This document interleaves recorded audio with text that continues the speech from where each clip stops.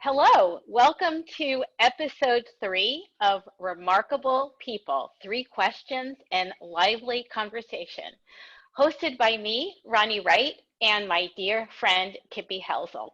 Kippy, will you introduce our guest today?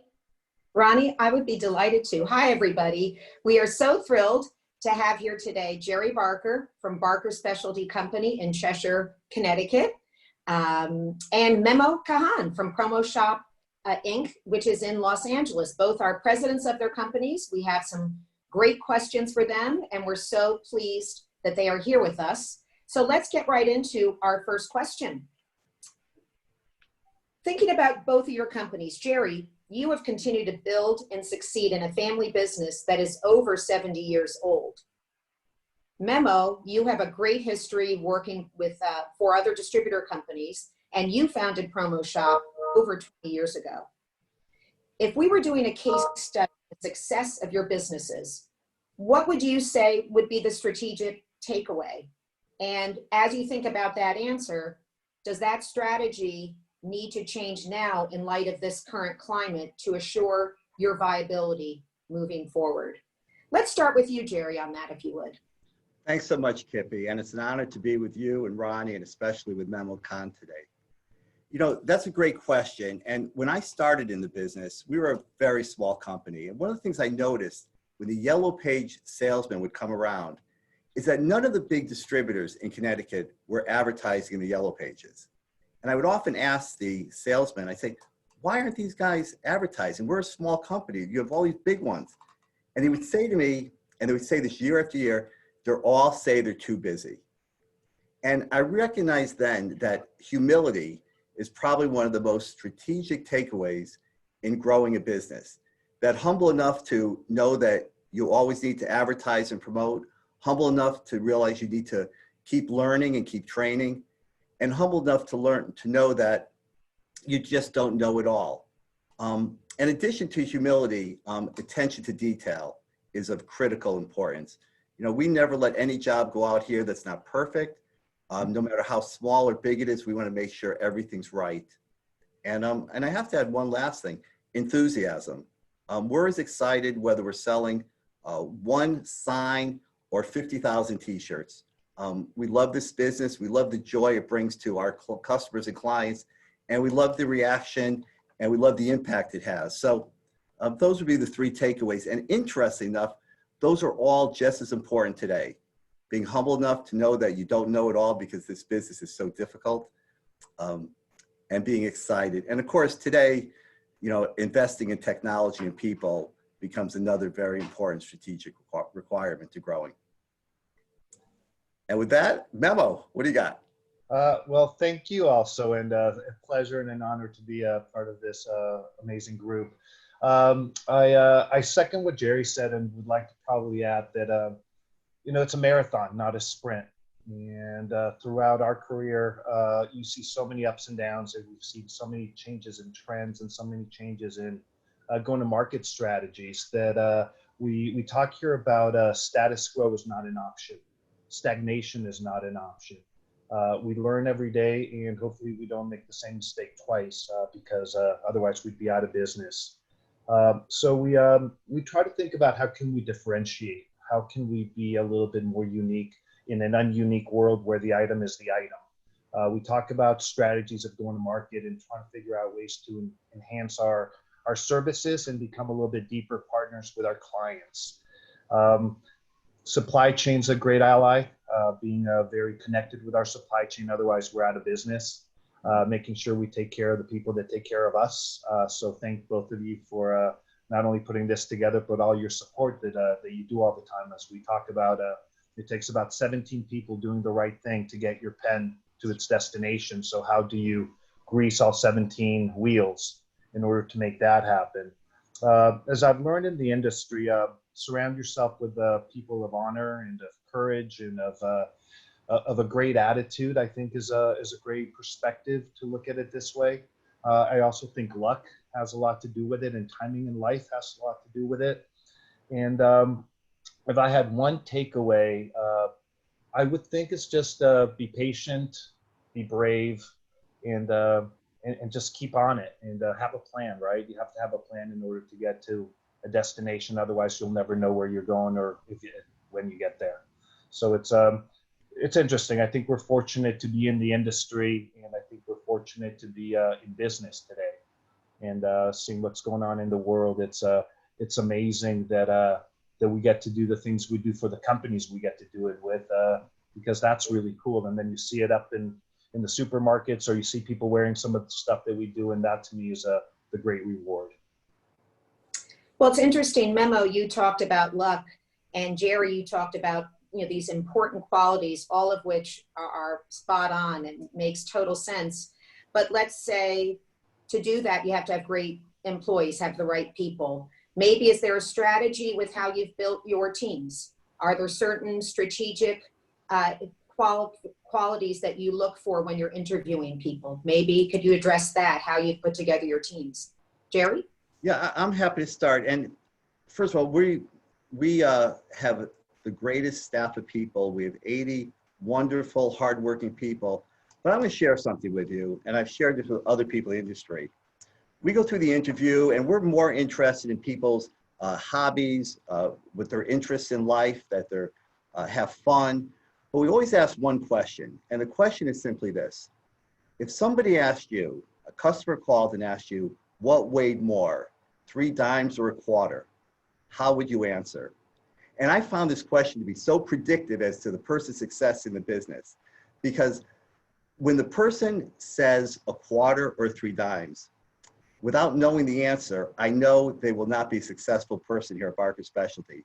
So the one answer I'm looking for is very simply, I don't know, but I'm willing to get 3 dimes and a quarter, weigh them, and call you back. And what we learn from that is the person is humble enough to admit they're wrong. 2, they get that second touch with the customer, which is absolutely critical. 3rd, they actually learn something and they know the answer. But most importantly, they show that they're full of hard work and they're not full of BS. Because if you just make up the answer, this is an awful business to make something up. How long is it going to take to get? 4 weeks, 1 week. You can't make up stuff in this industry. You have to know the truth. So we've been very blessed here. And every employee that's answered that question correctly has become a rising star in the industry, a woman in promo, a customer service excellent person of the year. I could go on and on and on. So yeah, Gerry, may I steal that? Yeah, Memo, you can steal anything. We've shared so much over the years. I know. All right, I'll let you know how that goes. It'll go great. How about you, Memo? Any insight just quickly on what are some key criteria that you use as a strategic way to make the best hires? I don't think it's as strategic as people skills and understanding. Gerry runs a family-run business. We call ourselves a family-run business. We're looking for people of character, honestly. We're looking for people that are willing to take the leap with us, to go and try to fail and fail again and then succeed. We're a people company. We're a people industry. And so that's really what we're looking for. Whether or not you have the skill set or not, I think we can teach it. And then we got to figure out what you want to do for a living. And based on what you want to do and what we think you're able to do, we have a few career paths. We're big on hiring out of college students. We're big on trying to get recruits before they graduate college and get them in the system and get them through the ropes. And we actually have some infographics that we put together that show your career path at Promo Shop. And of course, it's not a straight line. It's got all sorts of forks. And when you get to a fork, you decide whether you want to go left, straight, or right, none of which are wrong or right. And whatever path you take, we just expect you to succeed and try. And when you don't, we bring you back and show you that fork again and see if we characterized your path or your skill set or your brilliance. So it's back to people and understanding, and it's the smile, right? It's people want to work with people that can smile and that can understand what the end result or what the end goal is. And I think we've been pretty lucky. Unfortunately, in these times, however, I'd say we've had to let go of some people that we would have never ever thought that we'd let go. Just because times are different. And so if you were to ask me today, what are you looking for? I'm looking for people with a book of business. Of course, everyone is. I'm looking for people that I don't have to retrain. Again, same thing. But little by little, I think it's in today's environment, some of the rules have changed, but I'm optimistic that things will come back to a little bit of a normalcy, and we'll get back to our core that got us here. Amen. Okay, Ron. Wow, thank you for your honesty and for your passion and being so comfortable here in this space and sharing your thoughts on your businesses and your perspective. So my question will focus on some things that are happening today. Microsoft recently confirmed that 80% of their users are investing in work from home platforms. What does engagement look like relative to those incredible salespeople that you both have, to back office working from home, clients working from home, supplier sales meetings?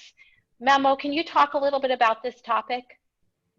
Unfortunately, yes. I think I still have I'm short-term memory guy, and I still March 13 will mark one of them days that I'll never forget when we said, "Hey guys, let's try to all work from home and see what happens." And then we've not turned back since. First, internally as an organization, we call ourselves a hugging company.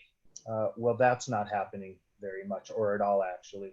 And so since I can't hug you, how can I share with you or show you that I care, right? And it's not easy. It's hard. And especially when we have working parents now that have kids at home, now that have kids that are trying to study from home.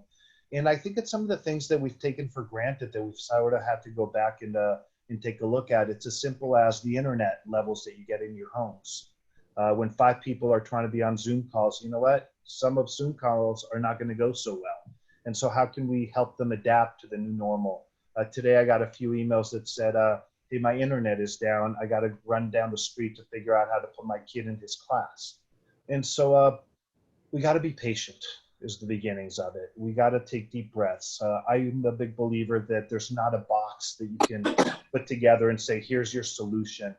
Everyone's got different quandaries. Everyone's got different setups. Everyone's got different understandings of what they need to do and how they need to do it. So I use the word patience. I use the word communication. I use the words take a deep breath, much more than I ever did. And honestly, I think it's sort of working. I'm used to being one of 3 or 4 people in a building where we staff 40 people. It's scary, but it's real.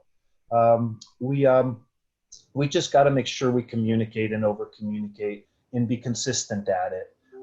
For a while there, my goal was to call everyone in the company at least once a week. Guess what? I ran out of batteries a couple weeks into it and figured, you know what? I cannot call everyone, at 100 plus calls. And I did it for a while. And honestly, it was the happiest moment of my life because people were so grateful. Now I'm trying to do it every other week. Some weeks I fail, sometimes I succeed. But when I fail, I send out the messages. And the message is, we're with you. We think we understand you. We all sympathize with each other.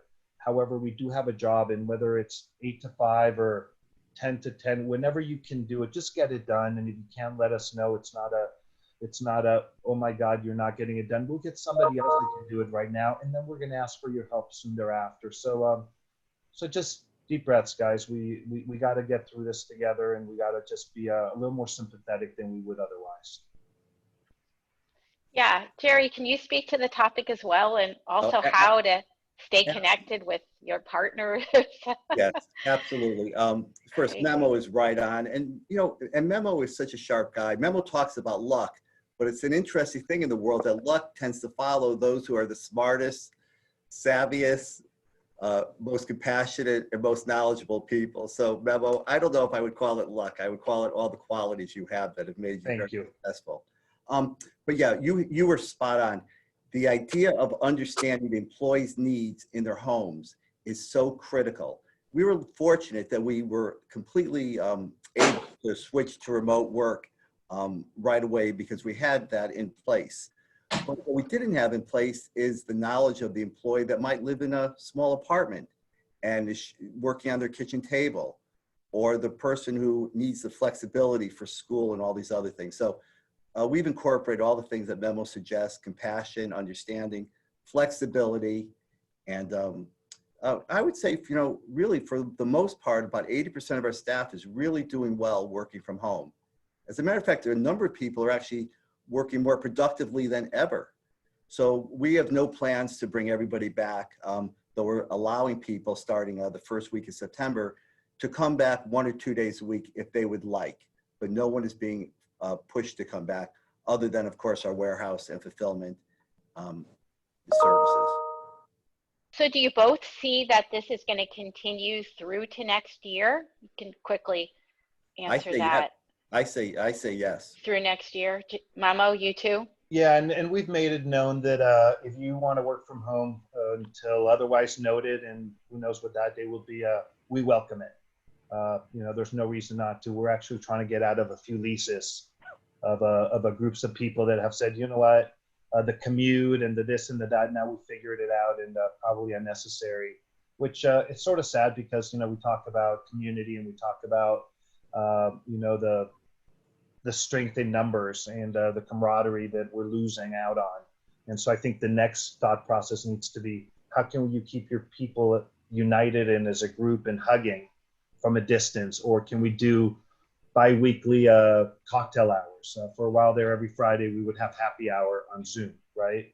But now we want to do it in person slowly but surely in the different regions that allow it to. So we got to just get creative, and we're going to fail at some, and it's not for everyone, but we're going to try stuff, and we're going to throw it out there and see what comes back, and keep learning and keep sharing and keep reading to see how people have succeeded, or the things that are not as simple as we might think. Yeah, we have to get creative, not only with our employees, but with our customers and our supplier partners as well. So Kippy, let's move to number 3. Yeah. And I just have to throw in, I love communicate, smile, and happy hours. I think that's a winning formula. So thank you for those simple, sometimes it is the most simple thing. So that was okay. Let's talk a little bit about buying trends and supplier partnerships. What's more important for suppliers, for us? New products or value-added services? And with that, what is going to ultimately, it's all about helping you and your sales teams sell most effectively to your customers. So what are your insights there? Let's start with you on that one, Gerry. So, from our suppliers, we're looking for product. We're looking for quality. We're looking for delivery, and we're looking for value. Because products are something that we don't produce. We could do many of the value-added services. We can make the mock-ups. We have 5 people in our art department. We can do the kitting. We could do all that stuff, but we don't supply the products. But I will share this. There's one value-added service that I always wondered why more suppliers or any supplier, I think, should offer it. And that would be a true end-user friendly website.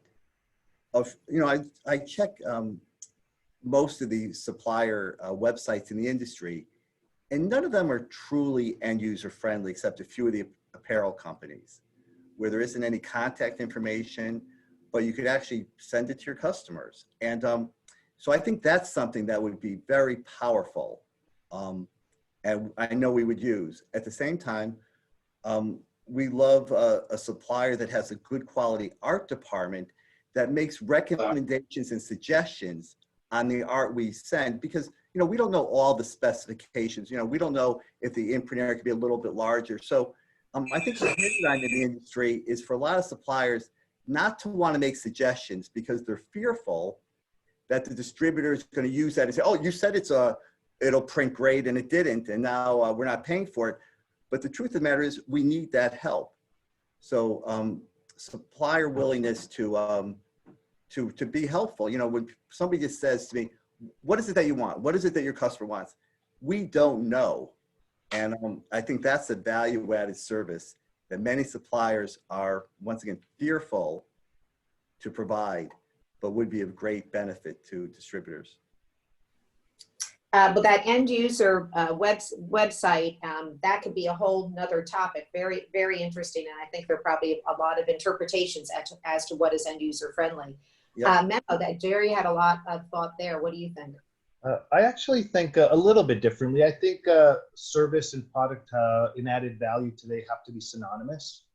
I believe that we're all looking for a more streamlined solution, a quicker solution. Um, a great example is we had a virtual trade show, end user trade show yesterday, and we partnered with a supplier that has different lines and different outlets. And you know, usually when we have these end user shows, we probably get 100 to 200 RSVPs, and usually half the people show up. Yesterday we had 950 some RSVPs. More than half showed up at the same time. And I think people are yearning to have it all in a bow again, right? The distractions. I think the trend of shipping to people's homes and kitting and the box that it comes in. Some people are realizing that if a supplier has all those solutions, some suppliers today are not charging for drop shipping, which they always did, trying to facilitate that type of service or that type of outreach. I think our internal clients, our salespeople, they're looking for stuff like that because too many touches and too many UPS or FedEx charges sort of add up a little bit these days, and people are very conscious of the monies. And so I think I'm looking for both, and I believe the people that figure out how to do both will be more successful than the others. However, as we always say, if somebody has a product that everyone wants, it doesn't matter how you send it out, because everyone wants that product or that brand or that wonderful technology these days. But if we could put it all in one place and have one website to go to and one person to speak with and one straighter line, absolutely, I think it would be beneficial, especially in these days. Excellent. There too, another topic that we could spend I know. just Days. on this topic. I know. Yeah. Very, very, very interesting. Thank you both for that. So, Ronnie, We have time. The bonus question. Ding, ding, ding, ding, ding. Okay, guys, are you ready for this one? Ready. Okay, so think about your dream dinner party. Who is there and what is the main course? Memo, you go first. Who's at my dinner party? I guess I start with family, you know, and I really mean that. It's not I'd love to have my family back together at a dinner, right? It's sort of, we've sort of had little pieces of my family together. Our kids, who are now teenage adults, have been pretty adamant about what not to do. I can't hug my mother, kind of thing, these days. And I'm trying to be respecting and respectful of all of them. And so I think that if we could get the family together and do what we always did and do this a lot and hang out and a little bit of, it's only been 6 months, but it's been a long 6 months. I would love that. And if I could add on to that, because I think it's important, I have a group of amazing friends from the industry, both suppliers and distributors, that we used to travel a lot. Suppliers used to invite us everywhere. And probably 4 to 6 times a year, we'd be on planes, trains, and automobiles getting together and having these meals and these amazing conversations. And I miss that. And an email just came out the other day that they're aiming for end of October, to give you an example.